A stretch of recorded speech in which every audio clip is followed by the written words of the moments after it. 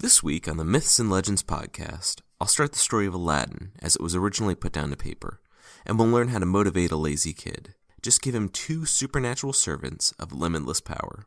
Last week's theme of terrorizing the woman you love in order to get her to love you will continue, and we'll also see the dire consequences of using the power of the gods to your own myopic, selfish gain. Spoiler alert, there are none. And the mythological creature of the week segment is the root of all nightmares, who just wants to have coffee with you.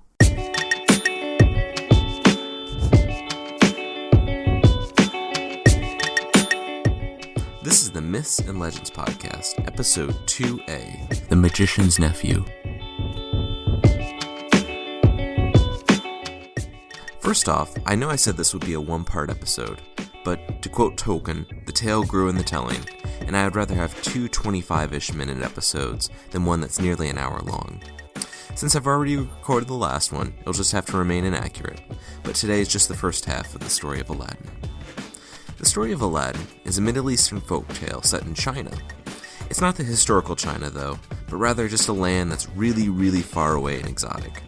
It's set in China's capital, though really it's just like a medieval Middle Eastern kingdom that's been plopped down in that setting. It has a sultan, most of the people are Muslim, and it's completely plausible that Aladdin, who was born and raised in China's capital, has an African uncle from the Barbary Coast. China here is really just China in name only, so sorry if you were looking for a long, in-depth description of medieval China. Our story starts with Aladdin, a young man being a complete scoundrel. We aren't given too much of a description of his scoundrelry, but we are told that he doesn't want to work at all and just hangs around with his friends all day. This is distressing to his parents, and yes, he has parents in the original telling. His father and mother are tailors, essentially lower middle-class small business owners.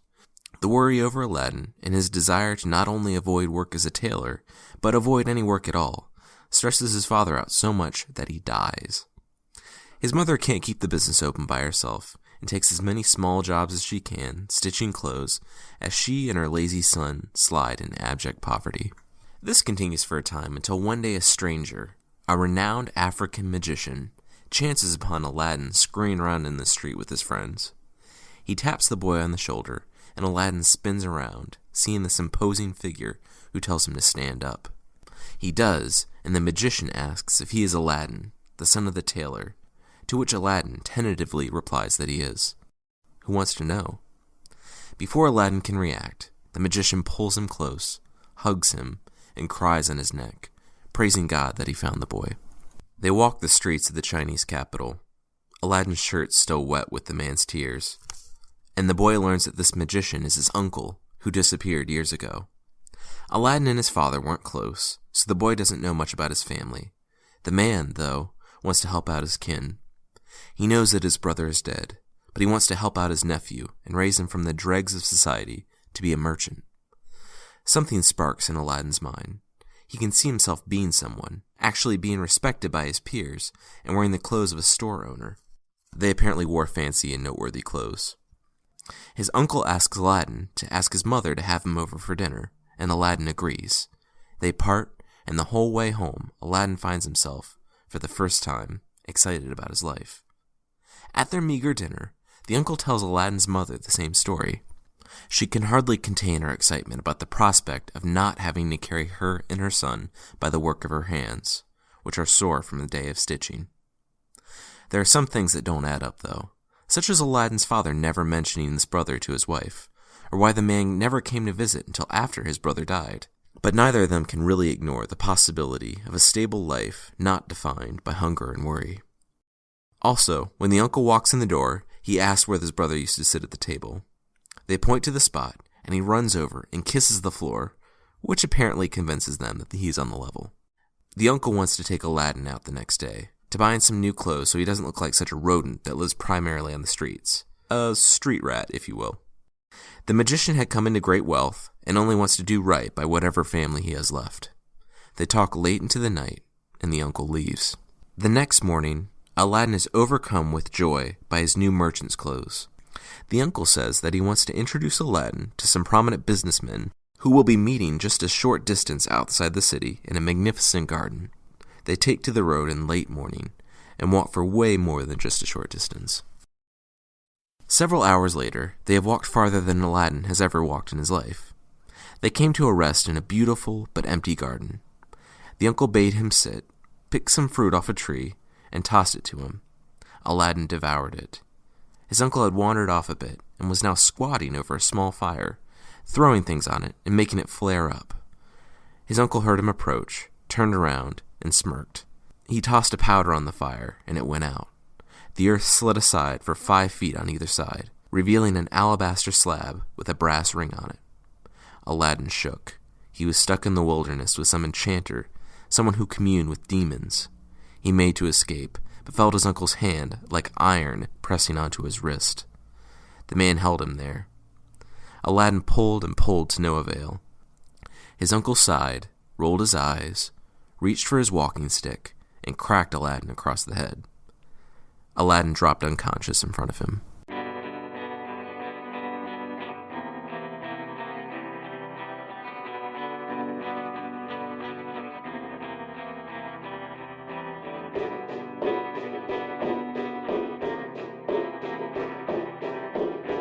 When Aladdin woke up, the sun had gone down, and he was shivering next to a fire. He looked up and saw his uncle standing over him, and with a throbbing head, he asked why his uncle had done that. The uncle replied that it was time for Aladdin to be a man, that since the boy's father was gone, he was his father now, and he had complete power over Aladdin. There was silence. Aladdin, who had never left the capital, hadn't really heard true silence. The night sounds of the city had always been a comfort, and now, his first night out of it, he was aware of how quiet the wilderness was, how alone he was out here, with this man he barely knew.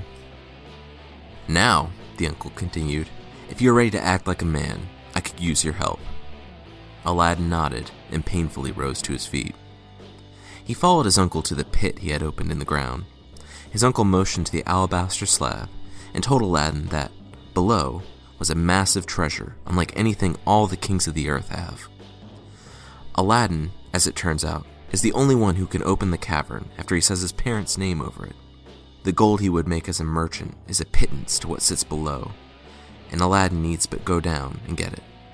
The area is divided into 3 chambers, and once Aladdin finds his way to the bottom of the stairs, he would see a room filled with gold. If he touches it, if even the fringes of his robe graced it, he would die. Moving on, he'll come to a magnificent underground garden with fruits made of precious gemstones.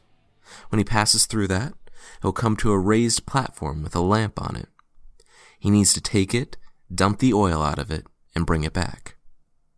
With the lamp in his hand, he can take the fruits or the precious metals on the way out. All the uncle needs is the old lamp. It seems simple enough, and, since Aladdin didn't have any other choice, he nodded and made his way to the slab. The uncle stopped him and gave him a ring, telling him that what he had heard was based on half-remembered myths and legends from a world away. So if Aladdin ran into trouble down there, the ring would help him. Aladdin spoke the names of his parents, and the 2-foot thick slab rose easily. The uncle smiled as Aladdin descended into the cavern. Just in case you're wondering, there's no real explanation as to why Aladdin is the chosen hero of destiny, where he and only he can open the cavern. It's touched on here, but never mentioned again. He's not from some ancient order of magicians or guardians of the lamp or anything like that, just some poor son of the tailor. I think it would have been better to just leave that out. He picked up his robe as he passed the gold and ducked around the gemstone fruits before coming to a raised platform with a lamp on it. It was a scuffed and dirty thing, and Aladdin didn't understand why his uncle had come so far for it, but he grabbed it, emptied it, and stuffed it into his pack. On his way out, he hesitated before touching the fruit, took a deep breath, and grabbed it. He noticed that he was still alive, and stuffed the pack full of gemstones. Walking back through the room with the gold, he scooped up gold and silver into the pack, and it dragged on the ground as he came to the stairway. The sun was rising outside as Aladdin came to the stairway. He struggled up all but the last step, which was as tall as he was. He told his uncle to help him up. He had the lamp. His uncle shook his head. It was obvious the pack was weighing him down. If Aladdin just passes it up, he can easily come out. Aladdin says, no, he just needs a hand. The uncle tells him that he can't help Aladdin and the pack, but if Aladdin just passes the pack, he can take that, then help Aladdin out. Aladdin says he doesn't see the difference, and they go back and forth a few more times, Aladdin definitely not getting it that his uncle just wants to take the treasure and leave him in the ground. The uncle becomes enraged with Aladdin, who gets equally angry, and tells his uncle that, you know what? Once he gets out of here, he's taking everything with him, crummy lamp and all. His uncle clenched his teeth, and in his rage, he clambered up to the top of the hole and hastily said an incantation. Something exploded behind the alabaster slab, and it slammed down, leaving Aladdin in darkness. The uncle immediately realized what he did and slid down the bottom of the hole, yanking up on the brass ring, saying every name he could think of, but nothing happened.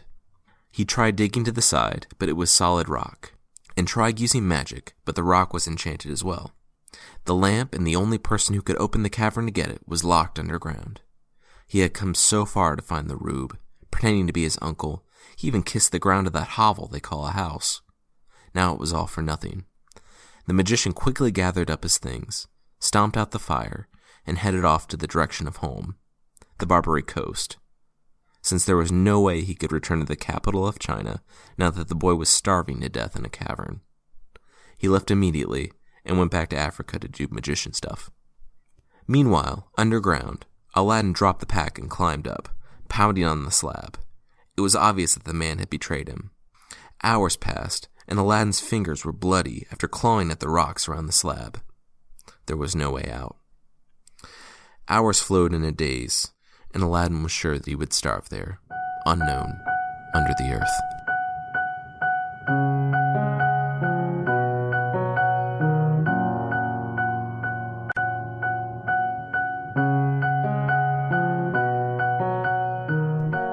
One night when the sun had gone down outside, and he was exhausted and freezing, he rubbed his hands together to get warm, and accidentally grazed the magic ring his false uncle had given him. Aladdin was blinded by the light that filled the cavern. When his eyes adjusted, a creature stood in front of him, in the form of a man, yet he appeared to be made out of fire. He told the boy that, because the boy was the owner of the ring, the being was his slave. The being, it turns out, is a genie. I could spend half a podcast talking about the jinn, which is plural for genie, and genie actually being spelled Jinni. They are supernatural creatures from Islamic mythology. They are said to be made out of smokeless fire, and they can interact with the human world. They come from another universe, which is called the Jinnistan. They are considered separate beings from humans and angels, and they are said to have free will, meaning that they can be lawful good to chaotic evil and everything in between. Also, spoiler alert, there's a genie in the lamp as well, and both of the jinn are considered slaves of whoever rubs their respective objects, though no explanation is given to that either. Oh yes, and these jinn have seemingly inexhaustible supernatural power over our world, though to varying degrees. The genie of the lamp is said to be much more powerful than the genie of the ring, but both display an enormous amount of power. These two are called marids, and I know I'm not pronouncing that correctly. A marid is an especially large and powerful genie, and you can compel them to be your slave through battle, imprisonment, rituals, or a great deal of flattery. These just seem naturally subservient by nature of being housed in their items, and unlike certain adaptations, they, sadly, don't make humorous pop culture references from late 20th century America. That's it for a short primer on jinn, but let me know if you want to hear more and we can absolutely go over them in more detail. Aladdin, who didn't ask not only the most obvious of questions, but any question at all, gives this creature an order. He said, "Slave of the ring, who has to listen to me, bring me out of this hole and put me above ground." And almost before he finished the sentence, he was out above ground in the sunlight with his gold and jewels.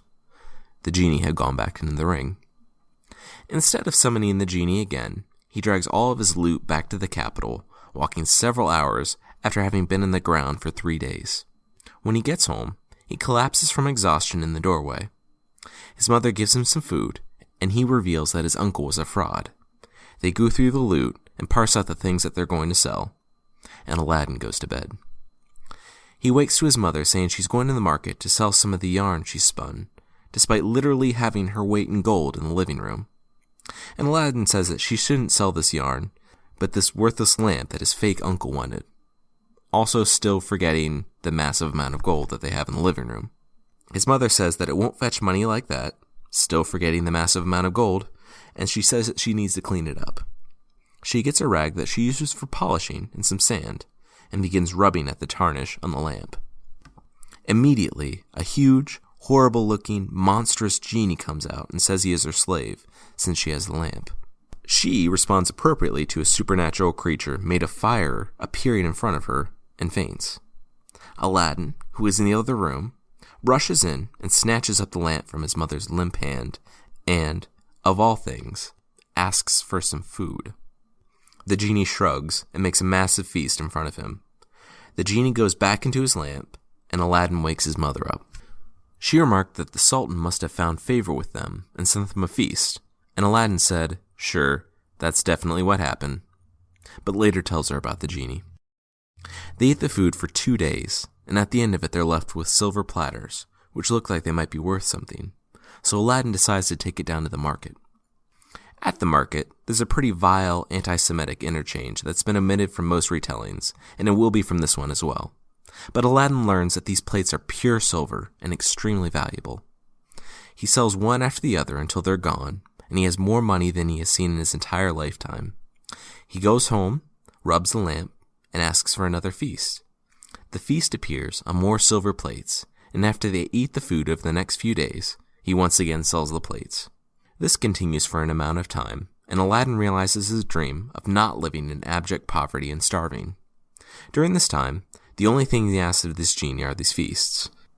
Amazingly, he resists every temptation I personally would have to abuse the power of the genie and become ruler of the world, instead using it to build a stable, middle-class income. Of course, then he decides he wants to marry a princess and abuses the power of the genie to become ruler of the world. The princess's name is Bedrubaldur, and because I don't want to keep editing out my fumblings of Bedrubaldur, I'm just going to follow the tradition of Disney's Aladdin and name her after a gemstone. I'll call her Ruby. When it was time for her to take a bath, the whole city needed to go inside, and no one could see her walk to the bath. The plot apparently demands that the Sultan be unable to build a modest bathhouse in the castle.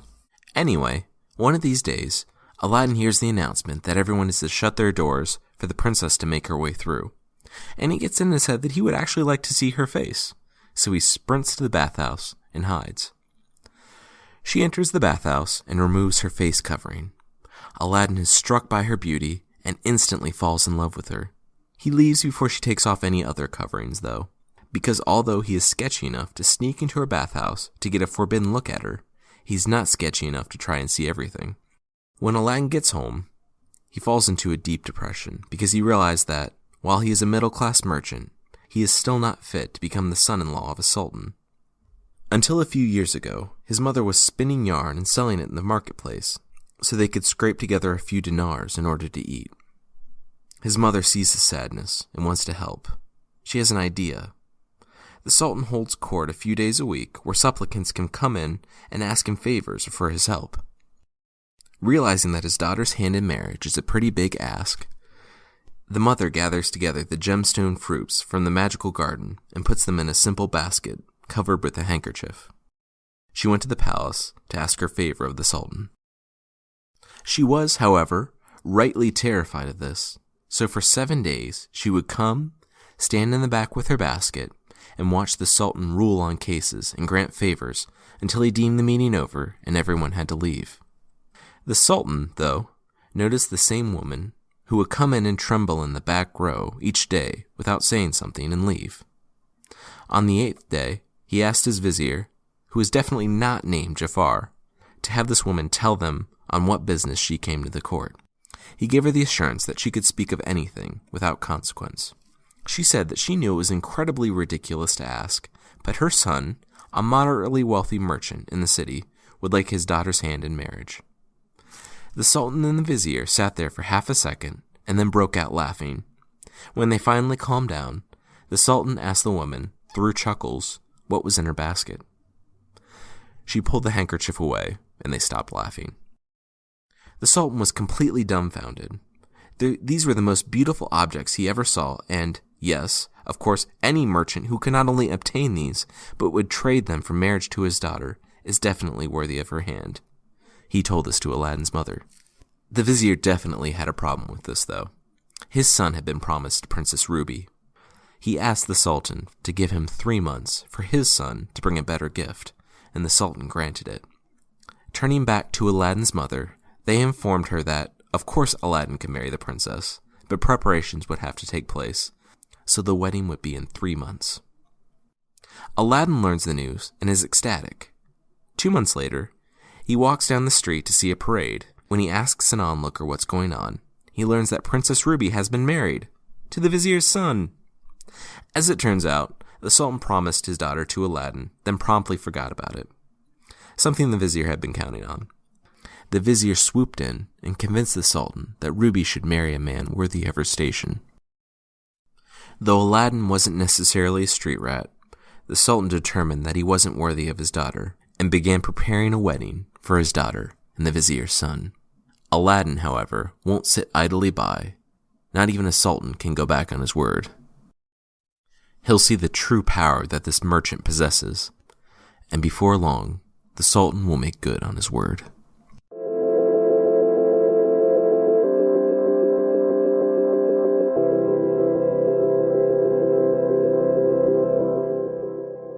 That's where we'll leave Aladdin this week. Next week, we'll learn that true love means mercilessly terrorizing a woman until she marries you, and that all repercussions of using a being of limitless power as a slave can be overcome by using a being of limitless power as a slave. Before the Creature of the Week segment, I just want to say that if you've enjoyed the show, please take a minute and rate it on iTunes. You can find it on iTunes at itunes.mythpodcast.com. Also, you can go to mythpodcast.com to find show transcripts, pictures, and extras. The Twitter handle for the show is @mythpodcast.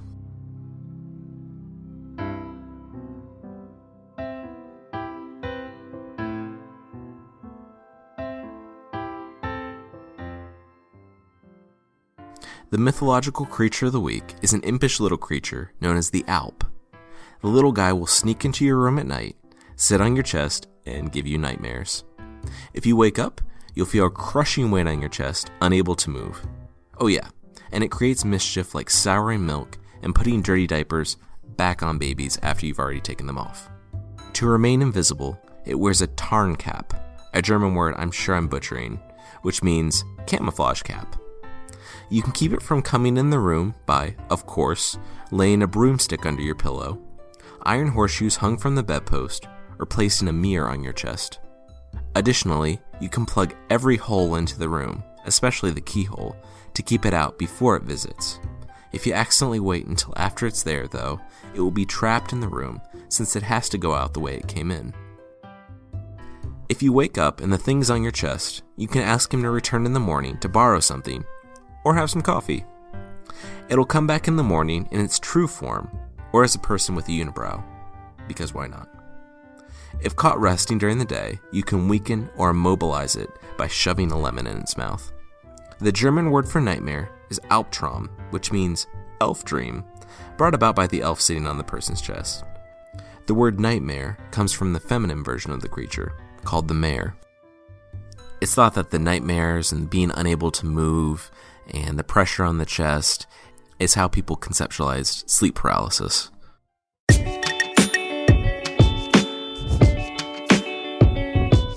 That's it for this episode of the Myths and Legends podcast. The theme music is by Broke for Free, and the mythological creature of the week music is by the magnanimous Steve Combs. Thank you so much for listening, and I'll see you next time.